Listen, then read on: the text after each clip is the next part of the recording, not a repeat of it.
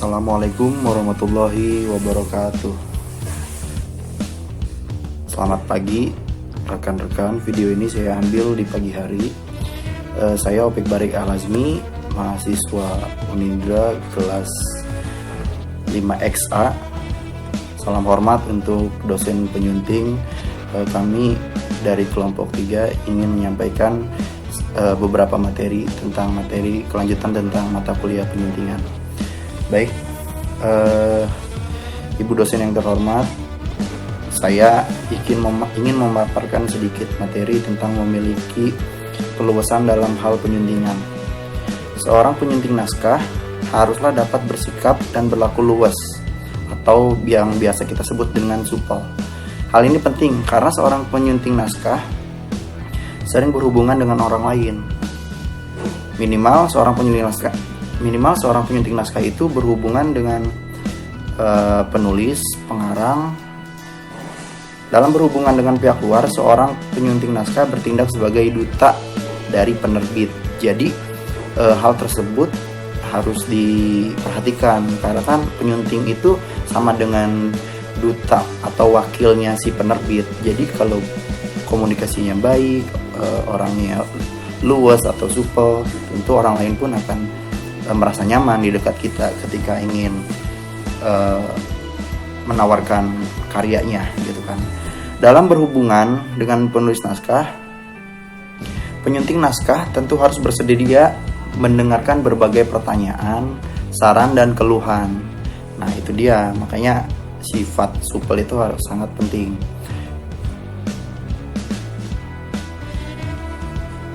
Dalam hal ini sebaiknya penyunting naskah tidak menggurui. Nah, penyunting naskah itu dia harus menggurui, apalagi kalau penulisnya seorang pakar atau berkedudukan tinggi. Dengan kata lain, seorang yang kaku tidaklah cocok menjadi penyunting naskah. Jadi harus menghargai dan tidak boleh bersifat menggurui sebagai penyunting naskah. Yaitu di dalam bersikap yaitu harus memiliki keluasan.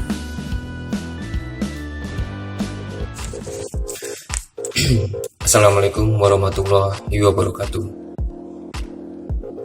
Kepada yang terhormat Ibu Astuti Samusir MPD dan teman-teman sekalian yang sangat saya sayangi, pada perkuliahan malam hari ini kami kelompok 4 yaitu majalah akan menjelaskan materi sebagai berikut. Oh iya, perkenalkan, nama saya Sugeng Effendi, akan membawakan materi memiliki kepekaan terhadap sara dan pornografi dalam penyuntingan.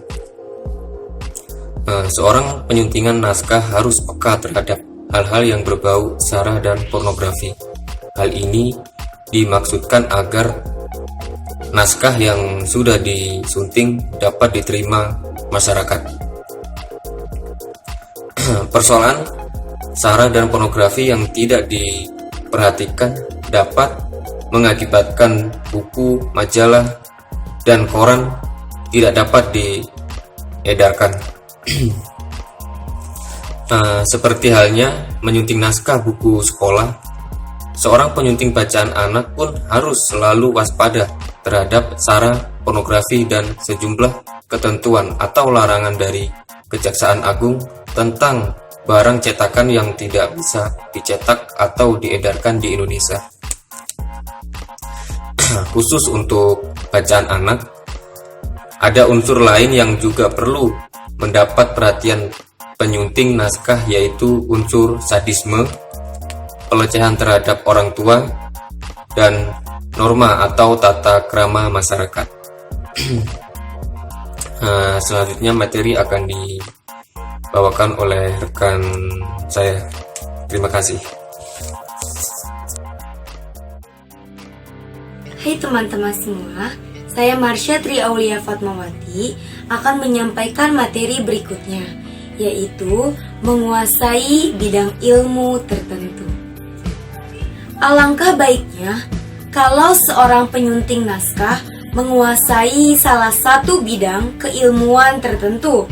Misalnya, ada ilmu bahasa, ada ilmu sastra, ada ilmu biologi, matematika, geologi, jurnalistik, ilmu pendidikan, filsafat, dan masih banyak ilmu lainnya. Contohnya adalah ilmu bahasa, ilmu yang mempelajari tentang bahasa. Kemudian ada juga ilmu sastra. Ilmu sastra itu adalah ilmu yang menyelidiki tentang karya sastra secara ilmiah dengan berbagai gejala dan masalah sastra. Kalau ilmu biologi itu ilmu yang melibatkan studi tentang kehidupan dan organisme hidup. Kemudian ada ilmu matematika. Ilmu matematika adalah ilmu yang pasti. Ilmu geologi, ilmu yang mempelajari bumi, komposisinya, struktur, sifat-sifat fisik, sejarah, dan proses pembentukannya. Kemudian ada ilmu jurnalistik, ilmu yang mempelajari tentang teknik, proses yang berkenaan dengan penulisan berita, artikel, opini di media massa, baik media cetak, media elektronik, maupun media online. Kemudian ada ilmu pendidikan. Ilmu pendidikan adalah ilmu pengetahuan yang tersusun secara sistematis. Selanjutnya adalah ilmu filsafat. Studi tentang seluruh fenomena kehidupan dan pemikiran manusia secara kritis dari dijabarkan dalam konsep mendasar. Apabila seorang penyunting memiliki ilmu-ilmu tertentu, maka hal ini tentu akan membantu penyunting naskah dalam tugasnya sehari-hari. Selanjutnya di sini saya akan menjelaskan tentang menguasai bahasa asing. Bahasa asing adalah bahasa yang tidak biasa digunakan di kalangan masyarakat. Contohnya itu seperti bahasa Indonesia di negara Australia, yaitu bahasa Indonesia disebut bahasa asing di Australia karena tidak biasa digunakan. Berikut adalah manfaat-manfaat dari menguasai bahasa asing. Yang pertama, meningkatkan pengetahuan akan ruang lingkup global. Dengan menguasai bahasa ini, membantu Anda untuk mengetahui apa. Selanjutnya yang kedua, memperdalam pemahaman dan pengertian akan dunia luar. Bisa dikatakan jika Anda menguasai bahasa asing, membuat Anda memiliki rasa toleransi yang terjadi di dunia global. Di luar sana jutaan hal terjadi tanpa kita sadari. Sedangkan yang ketiga, membantu meningkatkan kapasitas diri Anda. Mempelajari bahasa asing membuat Anda menjadi terampil dan kreatif. Anda juga bisa dan tenggang rasa yang tinggi untuk bekerja di perusahaan asing atau multinasional. Selain itu, Anda juga dapat memiliki peluang untuk menerima beasiswa. Anda juga dapat beradaptasi. Sedangkan yang keempat, menambah nilai positif bagi diri Anda sendiri. Dengan menguasai bahasa asing, Anda dapat memiliki peluang lebih besar untuk bekerja di studi di luar negeri. Sekian dari saya, selanjutnya akan dilanjutkan oleh teman saya. Materi selanjutnya yaitu memahami kode etik penyuntingan naskah. Menurut Men.A. Rifai di tahun 2004 yang dikutip dalam buku Pegangan Gaya Penulisan, Penyuntingan, dan Penerbitan Karya Ilmiah Indonesia, ada 6 kode etik dalam penyuntingan naskah. Yang pertama yaitu penyuntingan naskah wajib mencari informasi mengenai penulis naskah sebelum memulai menyunting naskah. Yang kedua, penyunting naskah bukanlah penulis naskah. Yang ketiga, penyunting naskah wajib menghormati gaya penulis naskah. Yang keempat, penyunting naskah wajib merahasiakan informasi yang terdapat dalam naskah yang disuntingnya.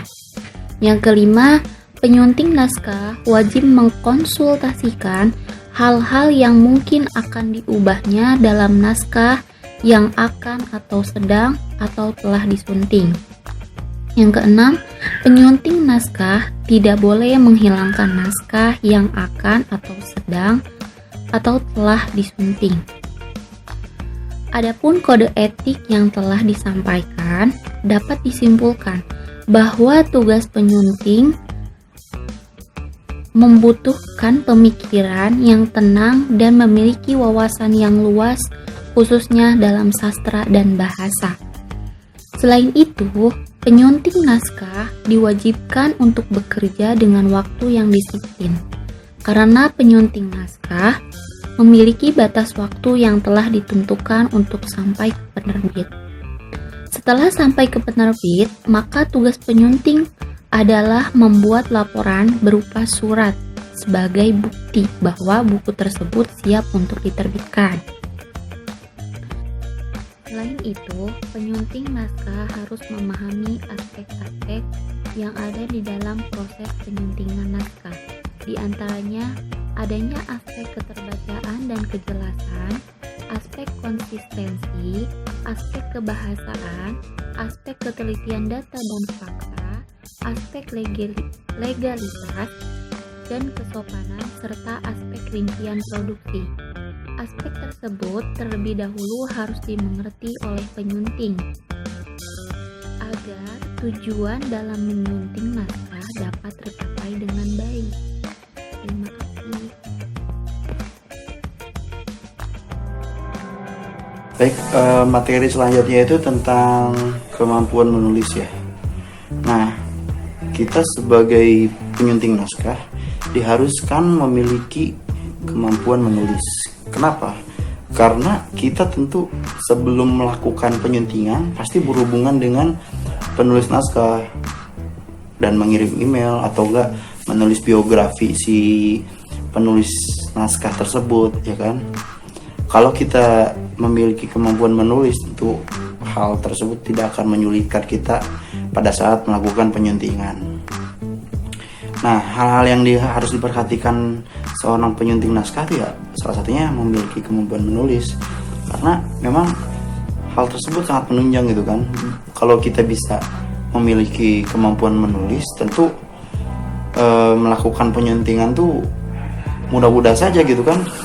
Kayak harus apa yang dikoreksi dari si penulis tersebut, ya kan, hal apa yang harus diperbaiki, apa yang salah gitu kan, harusnya bagaimana. Jadi kalau kita memiliki kemampuan menulis ya lancar-lancar aja sih menurut saya kan. Karena memang kalau kita tidak bisa menulis, tentu kita bingung nih, ini apa gitu kan yang akan mau dikoreksi oleh kita kepada penulis tersebut. Karena kan memang biar sama-sama bagus gitu hasilnya pada akhirnya kan. Ya jadi pemaparannya kayak gitulah kurang lebih teman-teman ya. Terima kasih atas perhatiannya.